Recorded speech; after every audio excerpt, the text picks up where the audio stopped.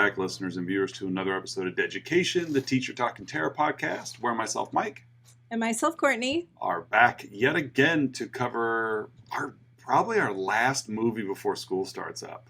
Yeah. Something that all teachers dread when we're trying to call home is that one missed call. We're here to cover 2008's One Missed Call, the Eric Valette, Shannon Sossamon vehicle that it actually did really well at the box office, but also kind of was the nail in the coffin for American remakes of Japanese horror films.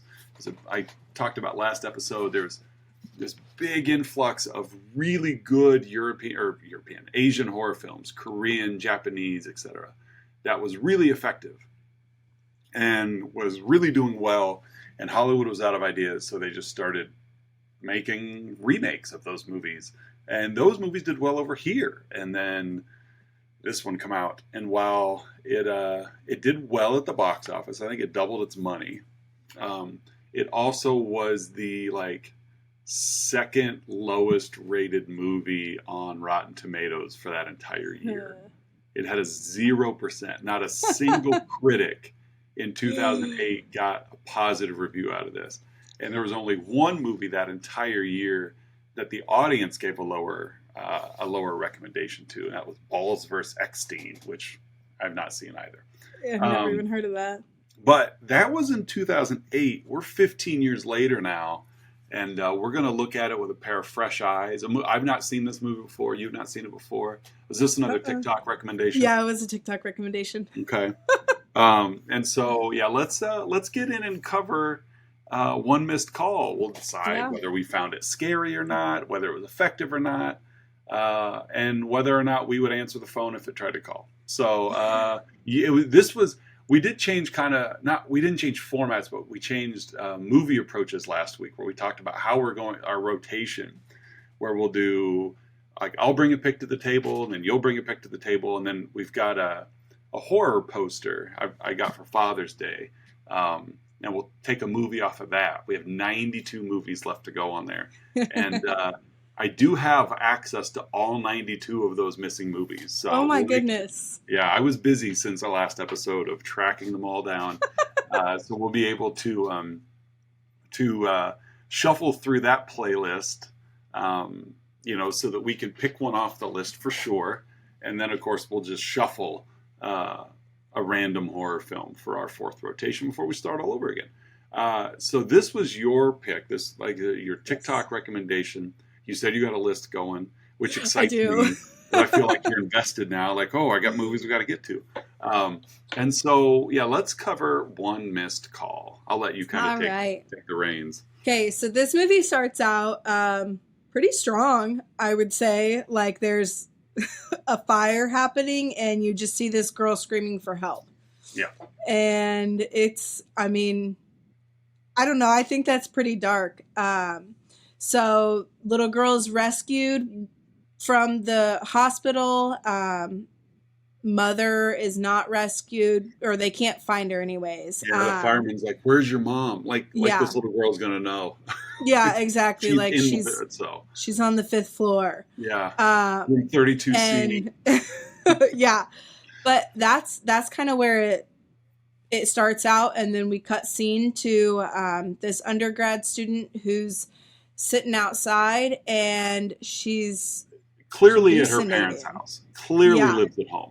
I hope this isn't her house. I wish I had that stuff as in an my undergrad. As an undergrad, she's not in a dorm. Right. But just beautiful background, a backyard of this home. And I'm like, good for you. Yeah. I'd commute too. Right. And beautiful koi pond, everything. It's just, and she's been getting this, she's gotten this phone call. She's been hearing or seeing these hallucinations. So she calls her friend, and she's like, listen, something's going on here. And she goes over to kind of investigate, and she's sucked into the koi pond. Yeah. Yeah, and an arm reaches up out of it. Yeah. Which was fine. She went looking for her cat, because her cat was meowing, and then she didn't, and then her cat just disappeared. Yeah. So she does what anyone would do, and you just go get your face really close to the unclear water, like yeah. Like, then, what if your cat was in there and it's swinging up? Like, well, not only that, but it's like you're not going to see your cat. Like it was murky water. Yeah. And then the cat reappears, but then she continues to be hunched over the water for another 8 seconds instead of just sitting back up like a normal human probably would. And then the hand comes and snatches her into the water. Yeah, it just like this movie had a lot of good for me, but a lot of just like, what? Yep. Why? I agree. And it's just like, I don't know. It's one where I'm sure the original was solid, or else you wouldn't have remade it. Right. But I almost feel like they just rushed to get it out because it looked good. The movie looked good. You could tell it had some money behind it. There's production value. Like everybody here appeared to know what they were doing. Yeah. But even the actors just seemed bored. Mm-hmm. Like Shannon Sossamon, she was a mild star in that like late 90s or no, it was probably into the 2000s. There was a stretch in the 2000s where she was bankable. I won't say people went to see a movie because she was in it, but she could hold her own. And she, to me at least, was the bright spot in this movie. I felt like each scene she was in, she looked competent. Whether or not what the script gave her to do made any sense or not is up to debate. But like the cop guy, like the detective, like he just seemed so bored. Like wooden. Everybody was just wooden. But I agree with you there. So Days, oh my goodness, this is gonna be another one that I days later we are introduced to Beth and Leanne, and they're just talking about their friend's funeral, just some different things that had happened. And Leanne's phone rings. Yeah. Which kicks us off with a chain of events. Yeah, and every time the cell phone rings in this movie, it's got the same like ringtone. Yeah. And it's never anybody's ringtone. No, like she even says like that's not my ringtone. Right. And it's like just like it reminded me of when you used to have like those jewelry boxes that you'd open up and the ballerina would spin. Lullaby type. Yeah, that's what it reminded me of. But also way back 2008, like smartphones weren't really a thing yet. Right. To where the ringtones were still very like they weren't musical. They were still, unless you were buying your ringtones. Yeah, but they were still just very like MIDI is the format that they used. Like very like Nintendo's video game sounding music, like just very just simple, and that's what it was. And so it had this ringtone, and that's apparently we were supposed to be afraid of that ringtone as the movie went on. Yeah. But that's all it reminded me of was opening up a jewelry box. And that was this spinning. Like seriously, that's the scary thing in this movie is the ringtone. And so they realize it's a call from their friend Shelley who had died, but it's dated like in the future. Yeah. And so of course, here we go. Like Leanne starts having hallucinations. Yeah. She's leaving the library. She's seeing these just like deformed almost people. Yeah, it's almost like living dolls kind of. Like like they all look like their faces are porcelain and they're like they were cracked. They were. And so she calls Beth, just like explaining like I'm starting to see things.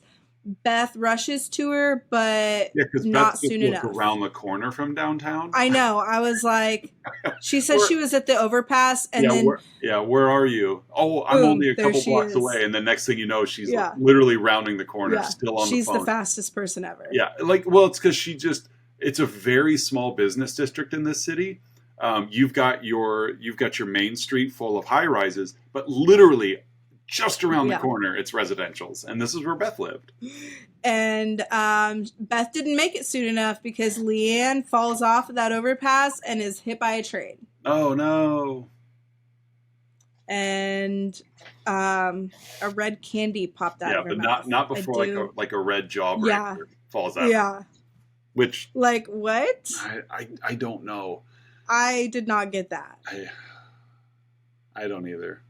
And of course, also her hand that has been cut off by the train dials someone else. Yes.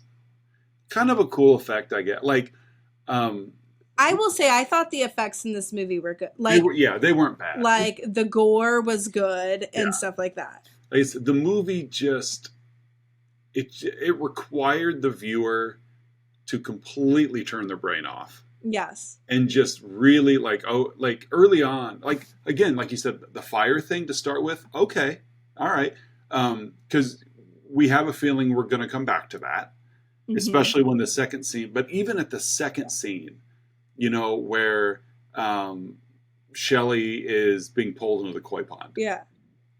Even in that scene, at least for myself, I'm watching it and I'm like, okay, this is probably going to be dumb.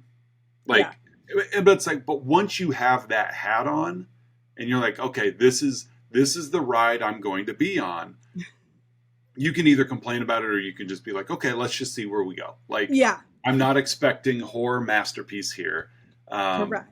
But let's just see where we go. And so that's kind of where it took us. That's kind of the approach I try to take with all movies. I try to, like, if I'm gonna give you an hour and a half to 2 hours of my time, I don't want it to be terrible. So I try to lower my expectations and then just go for the ride. And so that's what I did here. Yep. And so did you think this movie had some, I felt it had kind of had like Stir of Echoes kind of vibes. Yeah, I could definitely see that. Stir of Echoes, much better movie. Yeah. But this just kind of had that, like, just kind of grungy downtown, like urban kind of, it just had that vibe to it. Yeah. But it just didn't quite deliver. Correct. So Leanne's funeral has happened and her ex-boyfriend, Brian, is here. And he is our next character that we're introduced to. I wonder if he's going to get a call. I know. And he starts experiencing hallucinations. Well, outside, he shows Beth this, like, voicemail that he had gotten from Leanne, and it's just, like, minutes away. Yeah.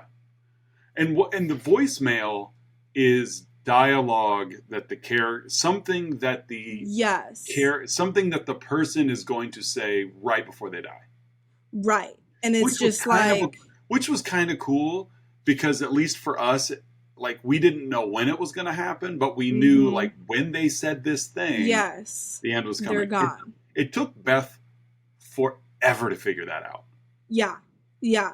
Like I feel like now is when she's kind of experiencing, like maybe toggling with it kind of a little bit. Yeah, but it never even really comes directly out and says that the voicemail is what they're going to say, right? Like, I feel like it lays it out for us, but the characters never really grab on to what, like, that's what's happening. Yeah. So as he's walking away, she calls him back because she's like, "Don't forget your phone." And this construction explodes. There's construction workers, and this thing just explodes, and he is just impaled with this. Yeah. I mean, I don't want to say crowbar, but basically, And but even then, like, the movie, it just telegraphs everything that's going to do. Yeah. Like, when they go to sit down at this little cafe or whatever, they cut to the construction workers working across the street. And even then, I'm like, okay. You know, like, there's no reason to show us that unless it's going to come into play, which as soon as it does, we're like, oh, how convenient. Yeah, exactly. Like, you guys had coffee. He almost gets hit by that car or that bus or whatever, to where we're like, oh, he avoided that. But even then, we're like, well, he hadn't said that yet. Like, we know what he's going to say right before he dies. And then he says it, and then he dies. And I get that's what the plot is, but I just felt like they just telegraphing it so bad. Like, here's the train. I know the train doesn't have anything to do with anything yet, but then Leanne dies from a train. Here's a construction site. I know that it makes no sense why we showed you this. Oh, and then Brian dies at the construction site. It's like, okay. And then another red candy falls out. Yeah. Like he's impaled by this, and then a candy pops out of his mouth, and then he falls to the ground. Yeah. Like, okay, whatever. Next day, she meets this detective, Jack, and his sister had been killed. Yeah, because hiking. Because she goes to the police station. She talks to one cop, and this other cop says basically like, "You're nuts. You're crazy." Yeah. And then Jack just happens to be, which again, the movie has shown us Jack, but not for any reason, right? Until Beth needs somebody to believe her, and then suddenly Jack, who we've seen for no reason, is now like, oh, like you said, my sister Jean. Yeah, and she just so happened she interned at this place that had burned down. Right. And they're like, yes, everything's connected with each other, and they are just kind of going along searching. Well, Beth now is with her other friend Taylor. Yeah. And she just gets this feeling that she's going to be the next one because her phone number is in Ben's phone. Right. And Brian's phone. Brian, yes. And so the ex-boyfriend. Yeah. So they take out the batteries to the phones. They, do everything that you can to just shut it off. Yeah, because Beth's just like, just take the batteries out. Yeah, you can't contact us. But the phone rings. Yeah. And they're both like, oh my goodness, like, whose is it? Well, obviously, Taylor, we know it's yours. Yeah, because Beth's our main character. Yeah. And everybody who has someone died has to talk to Beth. Mm-hmm. Yeah. Which, okay. I never had a friend pass away. Beth has now had 3 friends pass away in the span of like 3 days. And she's still moving on. She's fine. I've had a friend pass away, and it is tough. Like Detective Jack, whose sister died 2 days ago. Back on the force. No, I'm good. Yeah. I'm fine. So Jack and Beth should team up because they could be like the emotionless detective agency. Like, Beth is fine. I watched my friend get hit by a train, and then I watched her ex-boyfriend get impaled by rebar. I'm fine. Yeah. Totally fine. Yeah. Like, I've got other friends to tend to. I don't have time for this. Yeah. It's not even like they died in like they just died so oddly. Yeah. And Taylor, understandably, is like, oh my God, my friends are dying. Yeah. Oh my God. And Beth's like, I'm next. Beth's like, you're fine. Just take your battery out of your phone. You're fine. Like, I wish I were as carefree as Beth. Oh man, it's like Beth is like a 50s father. That's like, you don't cry. Exactly. Like, you're fine. Beth has been having some flashbacks though, that I've kind of like skipped over just because when they've happened, it wasn't really like an important part. But again, because the movie needs to show us a bunch of things that won't matter, so that when they do show up later, we're like, oh, I get it. And she's scared to look through an eye hole. Yeah, this is pretty dumb. And I get why, but yeah, and like everything, like knock on the door, she freaks out, and it just takes her back to like she's had some childhood trauma. Yeah, her mom sucked. Her mom, yeah. And so back to Taylor's phone rings. Well, what do we know? It's like a video now.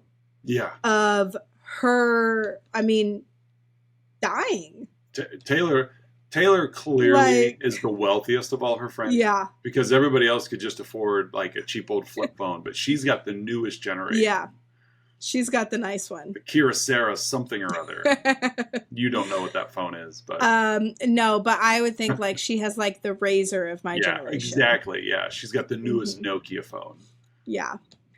And so Jack and Beth are back at it. They research this nurse, Marie. Yeah. And all of the phone calls have like started with her. Right.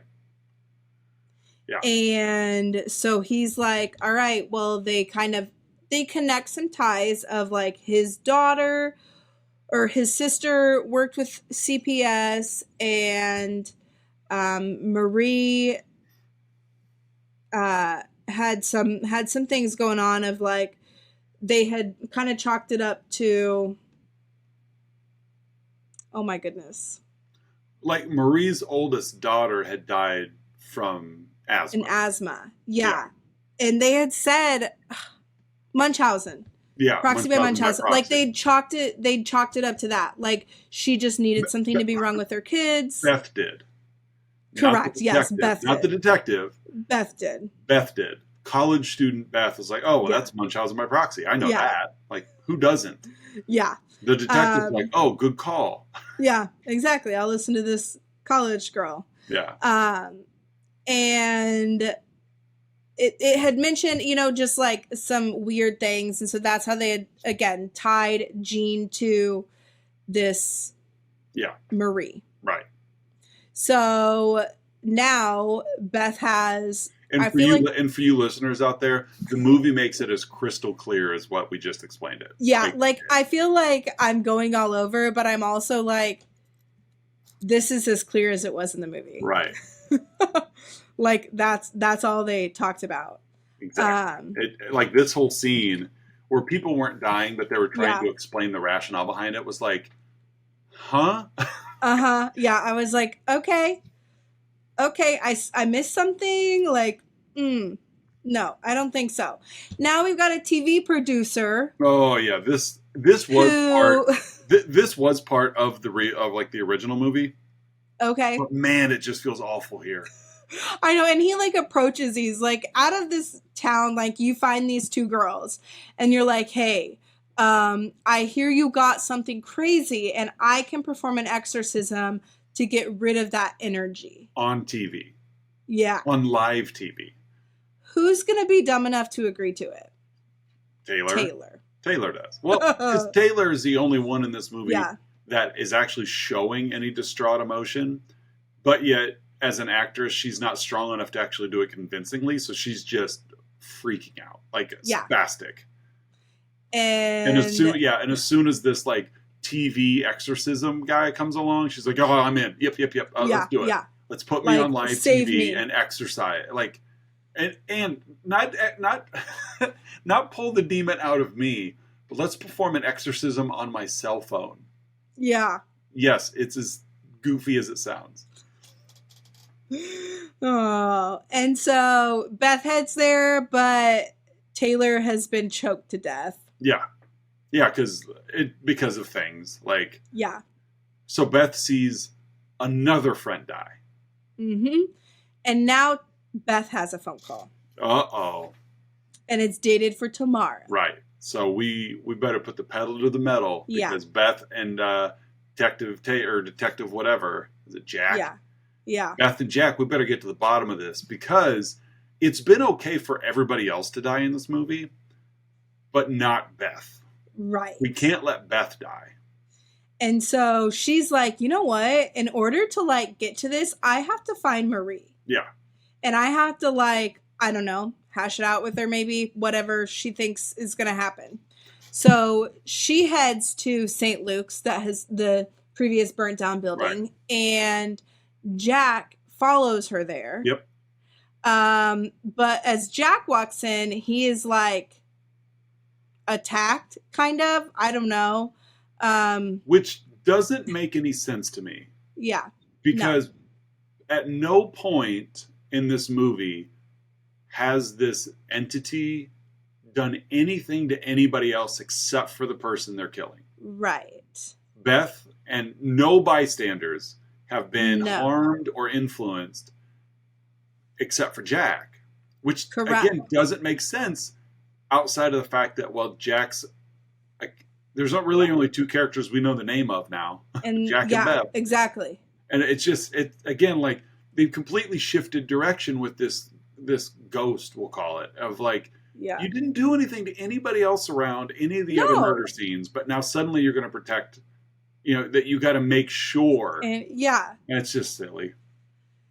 And there's some things that, like, just some little things in here that I was like, what? Like, she walks into this room and there's like this creepy baby holding a phone. Yeah. Yeah. Just really weird. Well, like, and where are we going with this? Nowhere. We're just trying to put something on the screen that's creepy looking to get people's reaction. Yeah. Like, and this is where we've talked before about the difference between a scary movie and a jumpy movie. Yes. This is a movie that it's like, we're not a lot of jump scares in this one. No. But also nothing that you're going to leave the theater dreading or thinking about. Correct. But it's like, well, we're going to plaster it with creepy imagery. And then hopefully that creeps you out enough that you might think about it later or, something. But really, that's about it. Like, all of the creepy images that we see in this, the hallucinations that the characters are seeing, yeah, they're creepy looking, but they're not scary. Like, no, like like the person with 2 extra mouths where their eyes should be. Like, yeah. Okay. Like, whatever. But it just kind of reminded me of an alien. Yeah. Like, that's what it looked like to me. Like, it wasn't scary. But yeah, it's like, this will hit you hard if you're like a 12-year-old girl. Yes. Who's never seen a horror film before. That it's like, oh my gosh, that lady pushing the stroller, the baby and the mom both looked at me. Mm-hmm. Like, but okay. Yeah. If you see this right before bed, it might creep into a dream, but give yourself an hour between and you've already forgotten it. Yes. And so now we've just like, we're in this, Beth is almost like locked into this room. Yeah. And she throws this phone. Well, what do you know? The like air cover falls off. Exactly. Like the air vent duct cover. Yeah. And there's a crawl space. So what does she do? She goes over to it. Yeah. And that's where she finds Marie's corpse holding a phone. Right.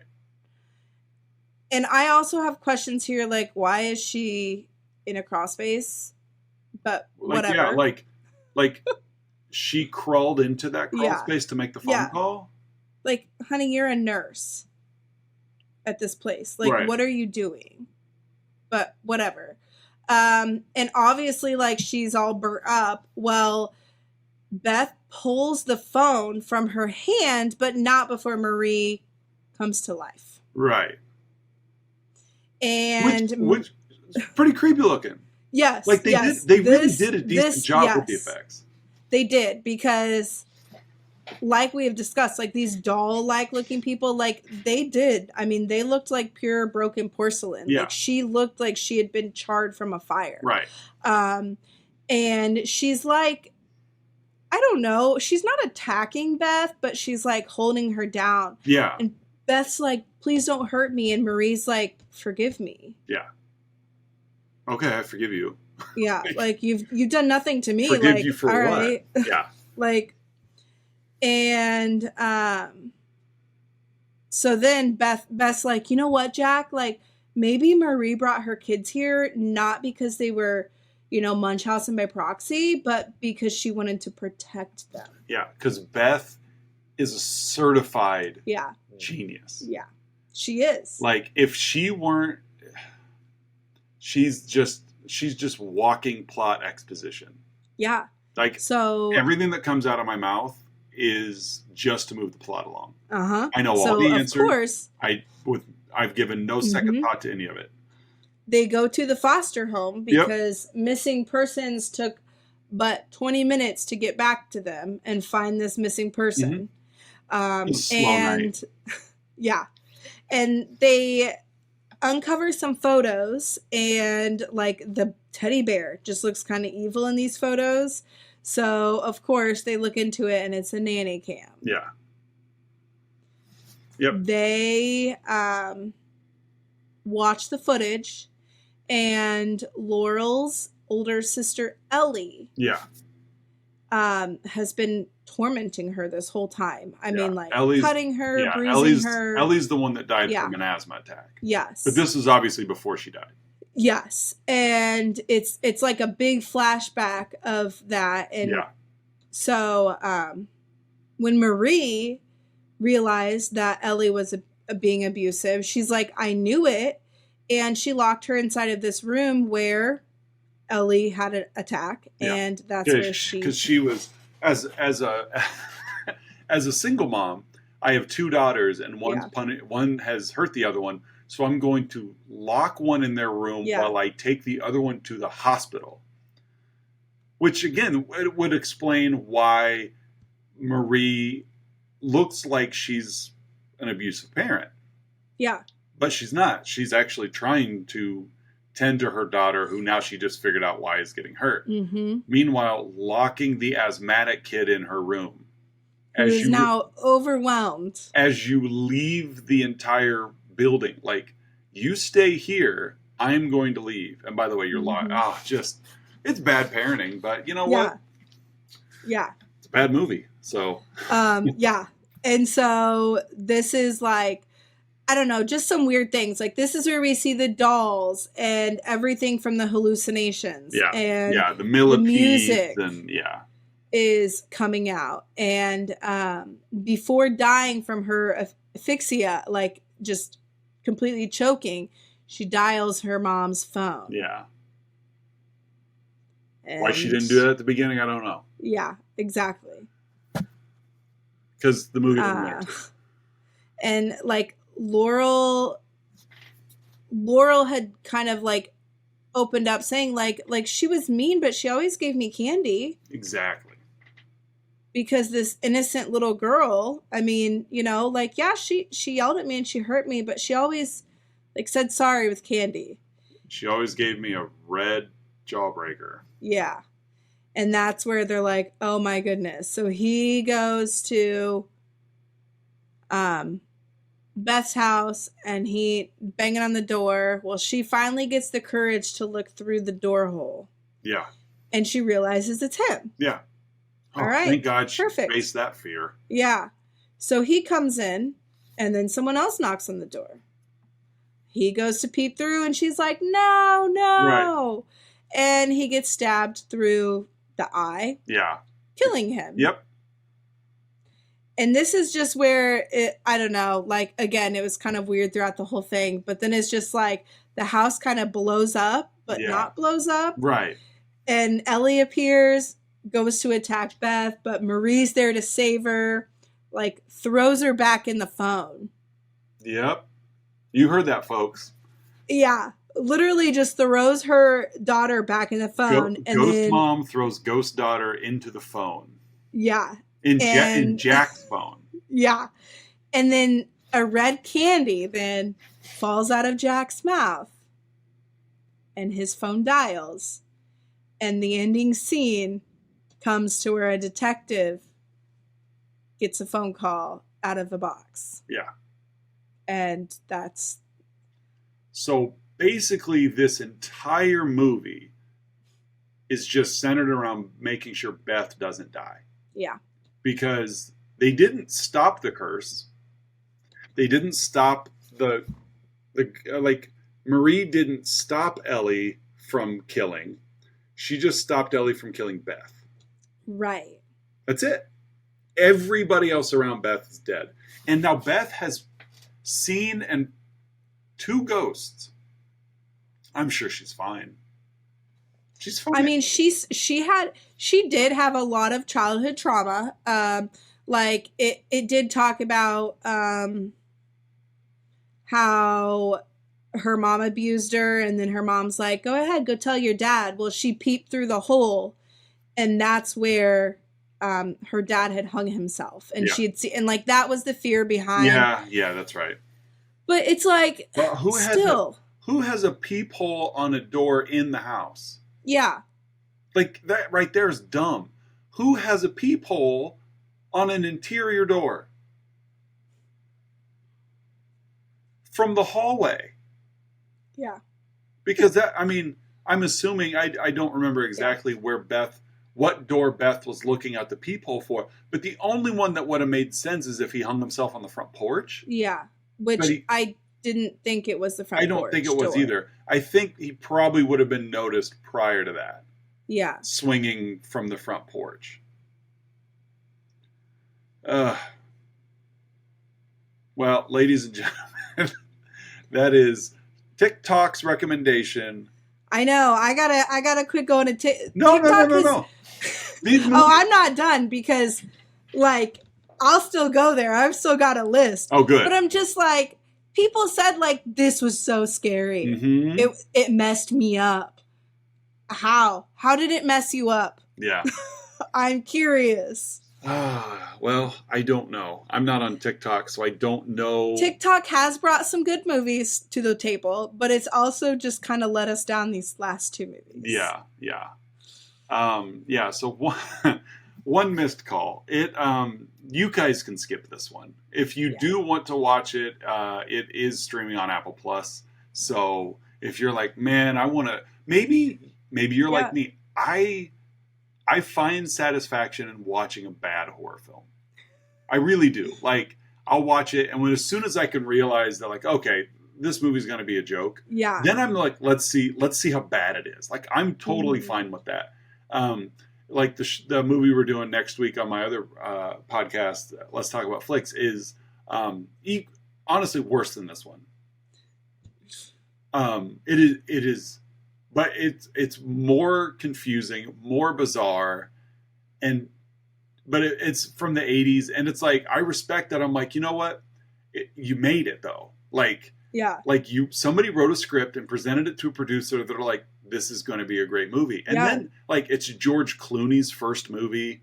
Maureen McCormick, who played the original Marsha Brady, and the Brady Bunch is in this movie. Like, there's people in this movie that you're like, you've seen that guy before. There's, like a guy from The Godfather is in this movie, like a noticeable guy. And you're like, okay. And the movie's garbage. I've seen it, but I've seen it twice. And both times I've given it a low rating, but I like it. Like, it's bad, but somehow it's still like, they had fun. Like, and that's how I look at it here. Is like, I'm glad people got paid. Like, you made a movie, it more than doubled its money. It wasn't good, but people got paid, so good for them. So let's grade this thing. Again, I think I'm gonna go with the C, because it's just like, it wasn't scary. There really wasn't a twist going on. Like, So I'm not questioning, but I'm giving you a question. Okay. On the grading scale, so you would consider this just an average horror film? I really liked, man, now I'm second guessing myself. I don't want you to do that. Because it's like the sanctity of a grading scale. I did like I don't know. I liked there wasn't even that much gore. No, there wasn't. So really, I mean, a D. Because I was gonna say, the gore, but the effects really, there weren't a lot of them. Like, but it's few like that there were visuals. Good. The visuals were kind of creepy and effective. Yeah. And that's about the only saving grace. But again, like, I wasn't scared by it. I was more, if anything, I was more surprised that, like, oh, well, the visuals aren't bad. Like, if there was one saving grace to this movie, it was like, oh, well, the visuals weren't terrible. So yeah, we'll go with a D, because the more I think it is, it's like, there really wasn't. Right. I mean, yeah. Yeah, I'm also going to go with a D. When I think of a grading scale, I think of a C as the level of work I expect from a student. Okay. Like, and I know that's completely backwards to a lot of teachers, and very backwards to a lot of parents that just expect their kids to get A's. I'm okay. Like, if I give you a worksheet and you get them all right, then you got an A. Like, because percentage wise, that's what works. But this is a movie, and so I'm gonna equate this to like assigning an essay. If I gave an essay, there's a certain level of expectation I have that would merit just average work. Yeah. And so I don't think a C is bad. A lot of parents, especially today, think C's are terrible. I don't think a C is bad. It's average work. If I assign an essay and you give me, you know, the effort that I expect, then you get a C. Like, that's the like, it's average. Because if you turn in, let's say this, if you turn this into me, okay, as an essay, as a script, you turn this in, and I gave this an A, but then somebody turned in Nightmare on Elm Street, or Return of the Living Dead, or Halloween, I can't give you the same grade. Right. Even if I graded yours first, I would go back and change it, because I'm like, that's not fair to that kid who exceeded the expectations. And so that's why this movie gets a D. It falls short. It did turn in an assignment. It did turn in an essay. But there was nothing scary in this movie. There was nothing suspenseful in this movie. It laid out every plot mechanism before it should happen. Like, all of the things that killed our characters were on screen before they died. Beth's, like, I mean, we telegraphed the peephole, death like an hour before. Like, we knew what was going to come up when we kept seeing her fear of looking through a peephole. We're like, well, at some point, something's going to be on the other side of that peephole. Like, and so it was boring and it was lazy. But it wasn't a failing grade. Right. I like Skinamarink. Skinamarink like, was an F. I didn't get a text that said, "Hey, don't waste your time." Yeah, Skinamarink was just an F. It was like, if I assigned an essay, Skinamarink turned in a drawing. Now it was like, well, you didn't quite understand the assignment, buddy. This isn't really a movie. This one was. There was a plot. It just boring. Like, and so a D for this one as well for me. It's not the worst movie we've covered, but we didn't watch this and we didn't discuss this one the same way we discussed like Barbarian. Or the way we discussed It Follows, where we're just like, wow. That was something, we're like, I run back to my bed after going pee in the middle of the night because something's behind me. This one is like, well, no, like, whatever. And that's okay. Like, it's the horror genre. Every genre of film has its clunkers. This was a clunker, but whatever. We watched it, and if anything, it gives us a more accurate portrayal of what we expect from a horror film, which is what we got coming up. What lesson do you have to give? Honestly, there are a ton of lessons in here. Yeah, there are.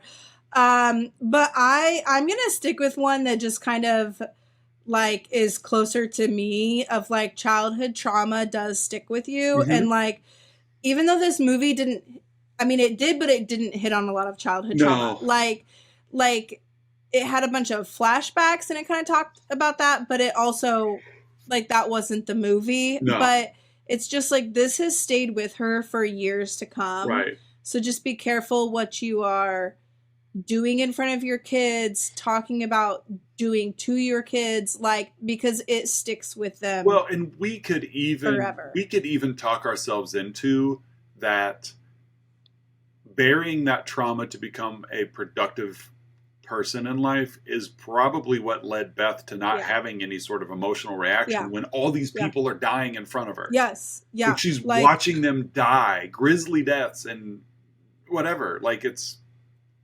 Tuesday. Like, so we could talk ourselves into that probably. That's fair. I guess mine would be, parents, if your kid is too young to be home alone, don't leave them home alone. Even if they have a cell phone, don't leave them home alone.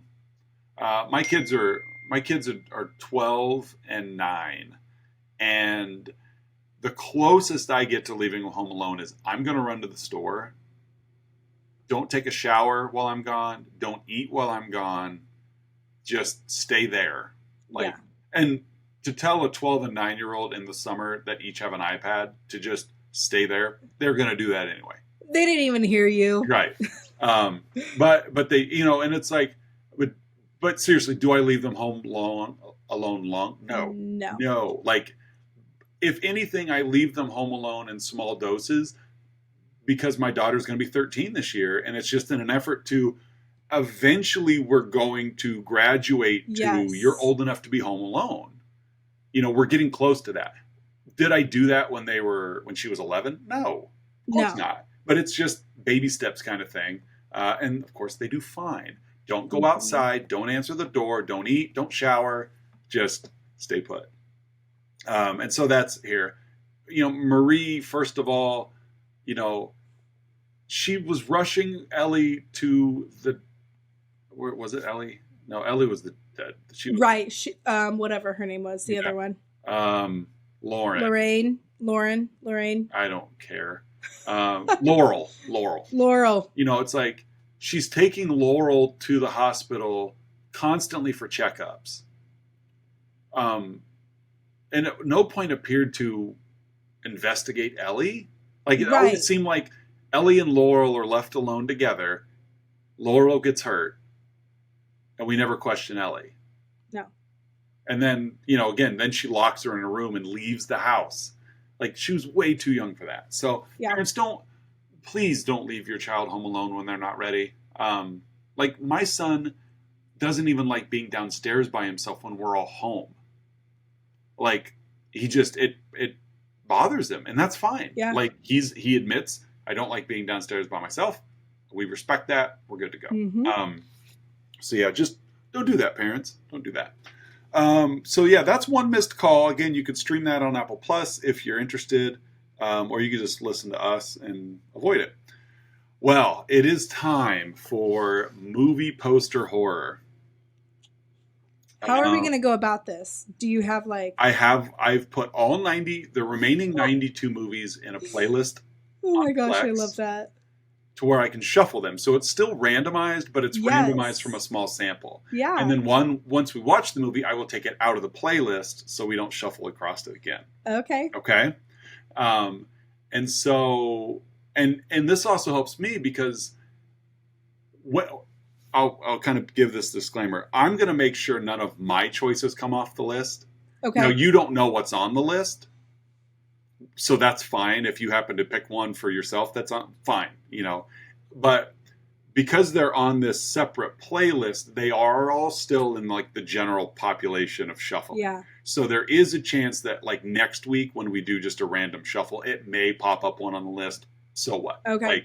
But I want to make sure that we at least get this. So are you ready for the first of our scratch off horror? Because it's a scratch off poster. So yes. All right. I will also admit there are a lot of classics on this one. And there are a lot I've never even heard of. There are also several foreign movies, some are older, so we're going to have to just bite the bullet and read subtitles for some of these. All right. So our first one that we are watching is you're going to love this one. You're going to love this one. We are going to watch 2003's it's a French film. Okay. Great. Is there voiceover? I don't remember, but there's not a lot of dialogue. Okay. We're going to watch 2003's High Tension. You're going to like this one. Okay. You like gore? You got it here. High Tension. Fun little story. When my wife and I started dating, the first time, this was back in DVD land, the first time that she had me over to her house, I told her I would cook her a meal and we'd watch a movie. And I had so many DVDs that I did not keep them in cases. I kept them all in CD binders you would take in your car, and each one held 200 movies. So I just brought a case. I was a nerd. I had them alphabetized because that's who I am. So I brought over whatever catalog. I just grabbed one and brought it over. Book, whatever. And so she said she liked horror films. And so this was honestly the first movie that I was going to share with her. High Tension. I was like, okay, let's see how much she likes horror. Yeah. Like, yeah. Almost like the litmus test of, I'm going to throw this movie at her. It's foreign and it's pretty gory. So let's see what's up.